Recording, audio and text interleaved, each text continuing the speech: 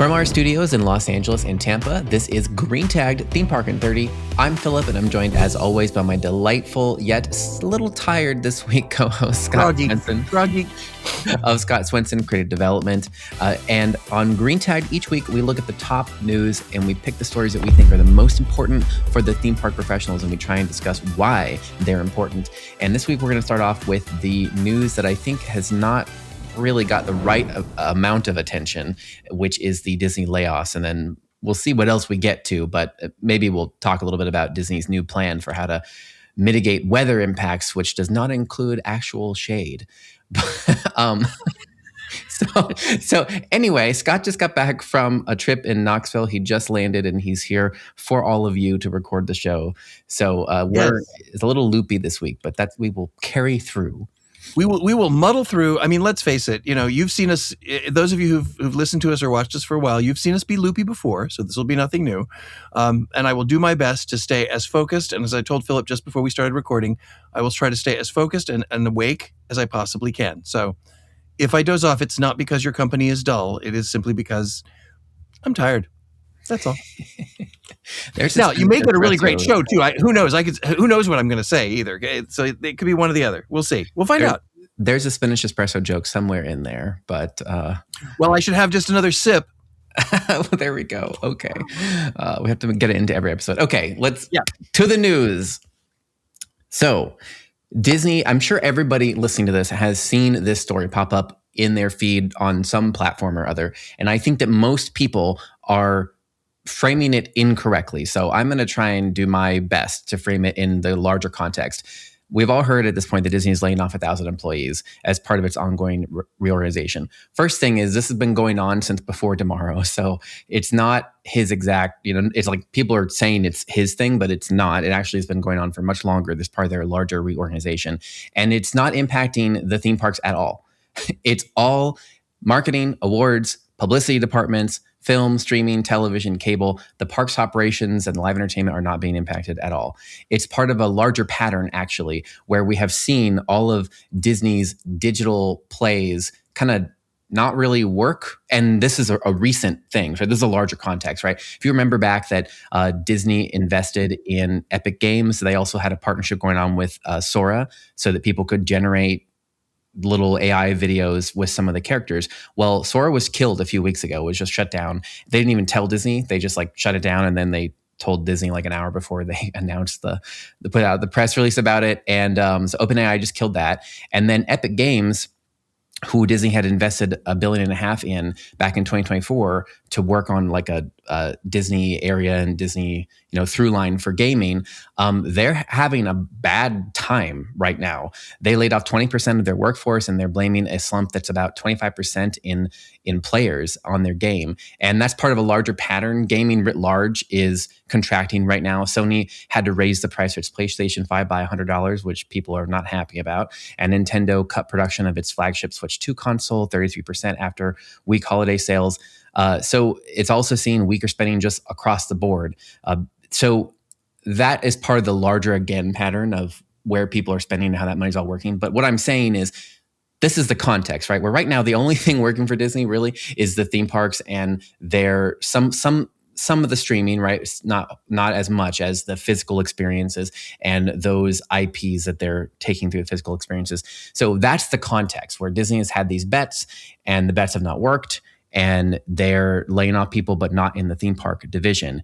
And I think this is all part of the larger shift that Scott has talked about, and we've talked about on the show multiple times, about where you're going from where Disney had started with the movie, like Snow White. You start with the movie, and then you take that and it goes through its old flywheel, and it ends up in the parks at some point. And now it's more of almost invert of that, where they're spending attention on the parks and they're trying to figure out how they can promote the parks through their media content distribution. And my last thing here is, it's interesting that also this week we saw Meow Wolf's new CEO choice. They spent a year trying to find a new CEO, and they chose a CEO with no attractions experience. This is a CEO that comes from technology and integration, and it comes from Meta, comes from gaming, comes from some of these places that are having struggles, but has experience taking IP and pushing it out.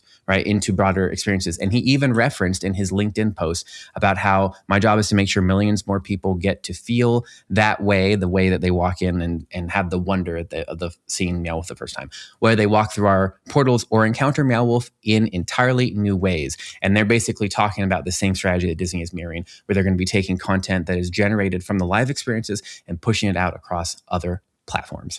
So, Scott, what say you about this? Should we care about Disney's layoffs, or are people overreacting? What do you think? Well, anytime you say layoff, people overreact. So that's just a given. I think what this says to me, and I agree with absolutely everything that you've said. I think that it is clearly not. It's not saying that the Disney theme parks are a challenge. In fact, it's saying that the Disney theme parks are the saving grace for the company at the moment, and that so they're not really laying off. They're just right sizing, and I really hate that term, having been the victim of right sizing in the past. Pivoting, but pivot to a new direction. Yes. Pivot in a new direction. Yes. Investing, shooting where the ducks are flying, investing where the money is being made, and reducing where it's not being made. Now, it also, to me, in a much broader scope, is showing how quickly things change. Because you have probably heard us say on this show that the next big IPs are going to come from gaming. Well, gaming has already seen its, I won't say it's gone, it's not, but it's seen its zenith. And I think what happened was everybody followed our advice. No, everybody felt the same way, that this is exactly where we needed to go. So much was diverted into the gaming world and into the whole AI vibe that the quality of the product either went down or completely saturated the market. And the moment you saturate any market, that's when things start to change. That's when things start to go down. So the trick is to be one step ahead of that, and I think, and I said it even when we were talking about gaming and how important it was to the industry as a whole. But even back then, I said people want things to do. That's the one thing that COVID taught us, or one of the things that COVID taught us, is that people want things to do, not just look at on a screen. That is very important. Screen stuff, people live on their phones, they live on their laptops, they live on their tablets. That's fine. I get that. But because that is becoming so commonplace, you can go through an entire universe on your phone. Yeah. But because you can do it on your phone, the ability to do it in real life is all the more special now. So, I love the idea of the focus shifting back to the live experience, the focus shifting back to how can we use what the parks are bringing us, in Disney specifically, and Meow Wolf as well. How can we use what the activations in the parks are bringing us and figure out how to use that as the impetus to expand out from? What it all comes down to is, what is the most compelling story? What is the story that people are willing to invest time and money in? And then how do you take that to multiple platforms? I'm going through a very interesting thing right now. I'm one of the adjudicators for the education sessions for IAPA, and I can't tell you. First of all, we've had more submissions this year than pretty much ever. So anybody who submitted, thank you very, very much. I appreciate that. I will say though, there are more submissions about how to use technology to gamify things than I've ever seen. And I think that's a perfect example. It shows that there is a glut of this out there, and everybody thinks this is going to be the saving grace. And I think people think it's going to be the saving grace because on paper it looks really good. You mean I do a one-time investment, I don't have to continue to staff it, I don't have to do maintenance on physical buildings, I don't have to do maintenance on physical attractions. It looks really good. The problem is it hits hard, hits fast, and burns out. It's like they say, we've all heard the phrase meteoric rise. Well, yes, but a meteor burns out before it hits the ground. So we have to recognize that, or a meteorite burns out before it hits the ground. My science friends would be really upset with me when I said that. But it's one of those situations that you really got to look at it and go, okay, yes, it's a component, but the moment we put all of our eggs in one basket, whether that is the live element, or the cinematic element, which I wouldn't recommend for the next 10 to 15 years, or the gaming element. I think what you got to look at is, where are the stories being created? Where are they being created so that in a successful way? And what we're seeing here with Disney right now, and I think what we're seeing to a certain extent with Meow Wolf, is the good stories are being created in the real world. Now, if there's a way to extend that, I like the quote from Meow Wolf to basically extend that encounter from the actual portals to an entirely new or different way, or a different thing. Yeah. And Meow Wolf has always kind of played with, how are you devouring the content? How are you consuming the content? And so I think it makes sense for them to take their successful installations and figure out, how do we get these into more people's hands on different platforms? Yeah. Again, it's nothing new, because it's exactly what Disney did years and years ago, except they took it from a cinema and brought it to a theme park and comic books and toys, all that stuff. But now it's just changing that focus a little bit. And look at your universe. If you are working in a large entertainment corporation, look at your universe and see which planets are burning hot right now, and figure out how to use them as your impetus to spread those stories, to spread those impactful moments to different areas or different ways. So I don't think it's a death knell for gaming or streaming or anything like that. I think it's just putting the focus where the impetus and the new ideas are succeeding right now, and that's in the parks. You mentioned a little bit there about some of the gaming ideas and the gamification and the trends that you're seeing in that with technology. And I was thinking along similar lines, where it's like, I think the theme parks have seemed to get inspiration from the gaming world. And I think that the good version of that inspiration is thinking about, why should guests come back to this area? Because that's in essence a game. It's like, why would you turn it on every day when you have so much competition on your phone? Why do you keep logging in? And the old reminds me of Duolingo. My Duolingo streak is really long, and it is like horrifying at this point. It's probably something I need to get talked about in therapy. But it's that idea of, there's this like reminder, and that there's little things, and it changes, and it's that little. It's like, there's a good example of these people where there are enough changes, and there's enough reminders, and there's enough little elements in there that bring you back in. I think the good part that the theme parks have taken is the idea of, how do we make the in-person experiences more engaging? How do we give people things to do? Then how do we give people like reasons to talk about those things with their friends? And how do we encourage them to come back? Because it doesn't have to be a big change, but something is going to change. So it's not going to just be they're not going to get bored if they come back again to our park. And how do we keep? And I think those things are probably the good ideas. I think, to your point, or maybe you didn't say this, but what I was thinking when you were talking was, leaning too much into the gamification, then what it does is it lowers the moat, right? The moat that we have is, we have a physical space that brings people together. If you become a game, then you've lost your moat. And so how do you bring the good from the gaming that encourages that, but without compromising what is your strategic advantage? That's very well put. That's very well put. Yes, that's exactly what I was leaning into, but not necessarily able to eloquently explain it. Yes, if you become just a game, you're no longer a theme park. Yeah.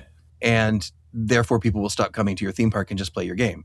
A good example, it's interesting because I've gotten involved with a couple of online groups on Facebook, because I'm old, and looking at it's adults who enjoy theme parks in Orlando, and there's a couple different groups, and they're always asking about, what should we do? How is it worth doing this? Is it worth doing that? And one of the things that has come up with a great deal of discussion now are the Harry Potter wands and the next generation of the Harry Potter wands. And people are asking, are they valid?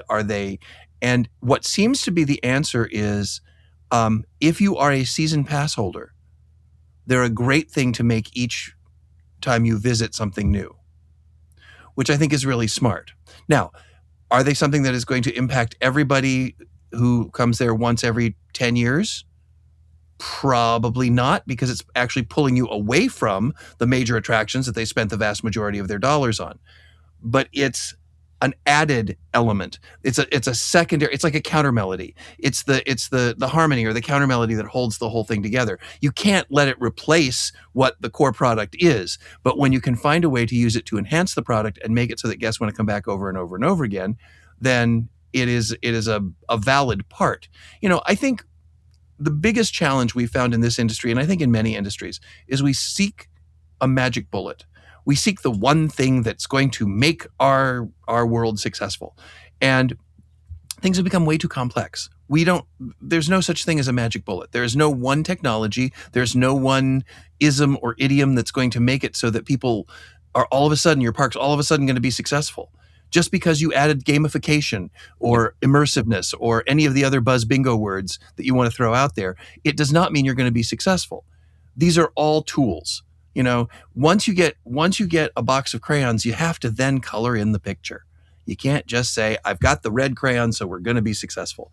That's not the way it works, kids. So I'm not going to say that we should ignore gamification. I'm not going to say that looking at the digital streaming world is wrong. I'm just saying we need to, based on the guest engagement with our product, we need to utilize all of the elements in the right proportion to create something that guests experience and remember the rest of their lives. Yep.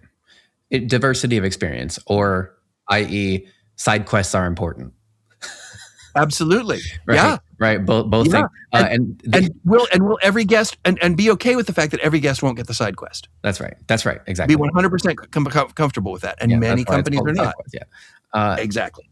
The last thing I just wanted to underscore there too, I think, because I think we glossed over it a little bit, but it's just about the idea that Disney's largest moat right now is shifting to theme parks from its storytelling narrative. And you talked about it a little bit, where you're saying, when you said, where are the stories being created in a successful way? I think, you probably said that in the context of the theme park ecosystem. But when I heard that, I was thinking that's Disney's problem, actually, is when you said, where are stories being created in a successful way? The thing with today is that the tools have made it so that everyone can tell stories, and those stories can get out to much more people than they were in the past. You don't need a printing press to get your story to a bunch of people, right? When Franklin was like, I'm gonna, printing press and right? I mean, now you can put it out in a tweet, you can tell it in vertical video, you can do it in so many different mediums. And I think that what is done then is there are stories, good stories, popping up in so many different places. So in a weird way, it's become like Disney's moat is the theme parks, because there's so much more competition for good stories literally everywhere, like in Reddit and in fan fiction and anime and in texting and in tweeting, and now there's a whole booming genre of AI assisted vertical video dramas that's taking over China, and you're like, it's the same story, they just shuffle the characters around, but it's. So I think maybe that's what I heard when I heard you say that. I was like, it's actually, that's the problem with Disney, is that now they're in more competition for storytelling. Well, and I think that's true. I think that's true with everybody, and it has kind of become an equalizer. So I hate to sound like a broken record, but you still have to find a compelling way to engage people in a story. Yeah. That's the bottom line. And if there is a magic bullet, if anybody could find how to do that for absolutely everybody, which I think is impossible, then that would be the magic bullet, is find engaging ways to tell stories. And, the moment, unfortunately, in the industry, the moment one thing hits and is successful, everyone shifts to try to mimic it. Yeah. Everyone shifts to try to make it, it's, this is something that, K-pop Demon Hunters. Oh my God, it's blowing up. We all got to do our own version of K-pop Demon Hunters, and we got to do it the same way. We got to have catchy songs that people want to do in self-produced content, and that's the way to success. And they ignore what they were already having success with and turn their focus to that, which doesn't make any sense at all. I think it is important to recognize what's going on, but you need that variety. You need that variety in the way that the story is being told, because that will help get you in the hands, minds, and hearts of a much broader audience. Yeah. Okay, let's I don't know if there's a segue here. We're just going to talk about weather. There's no segue. Other things going on at Disney. Yeah. There we go. Weather. So we have been. This has been such an ongoing conversation about what parks are going to do about weather, and summer season is coming and whatever. Anyway, Disney's filed a new patent for a potential solution to the weather problem. And no, it's not just adding more shade or water. What it is a fancy AI thing, I think, sort of. So basically, there's a little diagram which y'all can't see, but I read through the whole patent document, and from what I understand here, it is interesting because essentially what it's doing is it's supposed to be on your phone eventually. So whether it's a standalone app or it's part of the Disney Experience app or whatever it is, but essentially this is what's happening. It is going to use data from the local environment, like data from the park stuff, like nodes around the park or whatever, combined with like additional information about the information locally. So say like we know that the queue line for this ride is, this hot and it's this long, or, whatever, that kind of data. It's combining that also with information about you. So biometric data, how old you are, how, whatever it perceives to be about your health condition, your current temperature, any of that stuff. And then it combines that with forecasting local weather. So it's looking at different data nodes to build a context picture that can adjust in real time. And then what it will do, in theory, is automatically adjust the plan for your day based off of how you individually need to maybe rest or cool down or whatnot. So this is fascinating. This is why it's a patent, right? Because it's like never been done before. But it's really fascinating to think about. I could see a world, you could see a world in where it's like a extended version of the Disney trip planner where it uses your data and everything you're on with you to say, you should go to Living with the Land right now because you're going to get too hot, in like 10 minutes, you're going to get too hot, or this fast pass you're going to, or whatever you're doing is, so you should go here and do this because it's going to be cool. It's going to be inside. You can decompress for an hour and then you should go do this. And you could also see how it would then be able to adjust per family.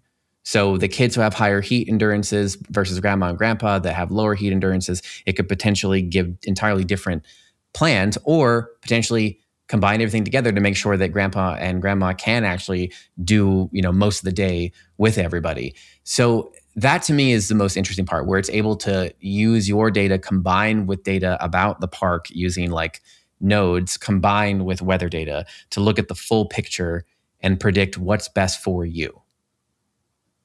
Right. Or they could build more shade, but I don't know. Maybe I'm crazy. Well, again, I'm not sure. I think there's one other factor that I'm sure they're not going to put in a press release, but the other factor is how do we want to move people around the park?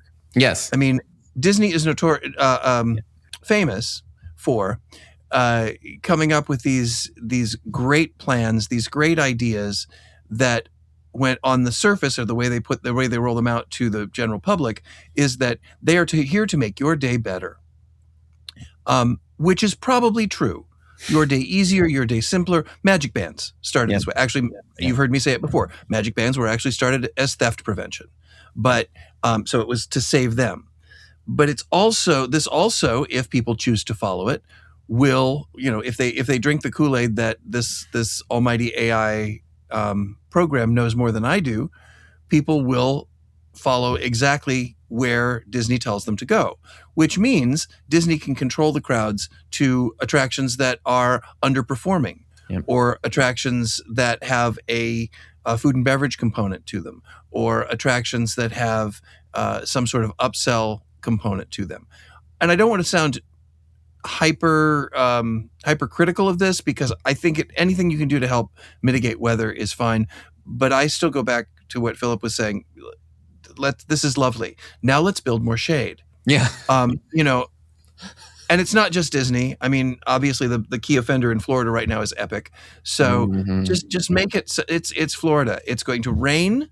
It's going to be sunny, and it's going to be hot and humid. You need to just build your parks with that in mind. I mean, we're seeing it in the Middle East over and over and over again. The outdoor parks are closing.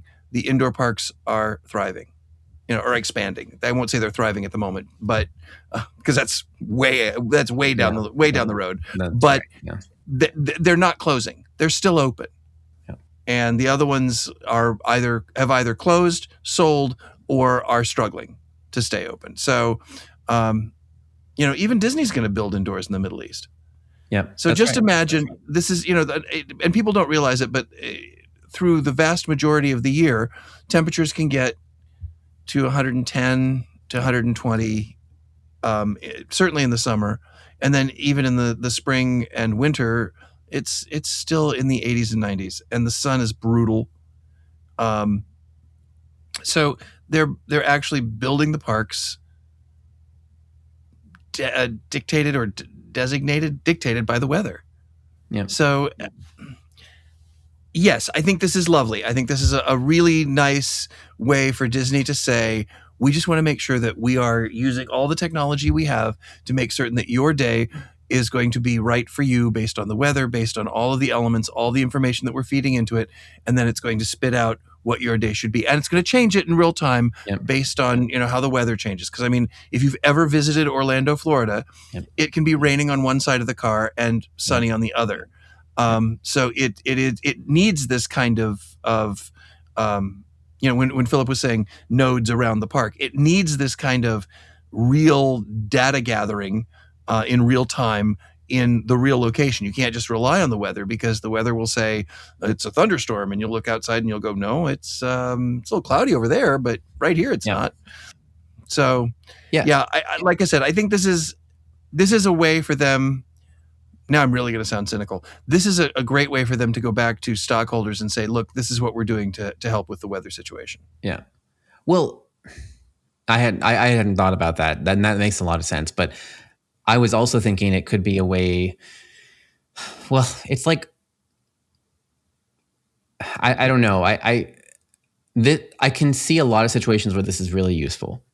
Even if it just would tell you what areas are raining and what rides are open and what rides are. There is some basic information that would be helpful to everybody that you could get at a glance instead of having to walk all the way to the place in question, because the parks are so big there in Florida. But rides never go down at major parks. Yeah. That never happens.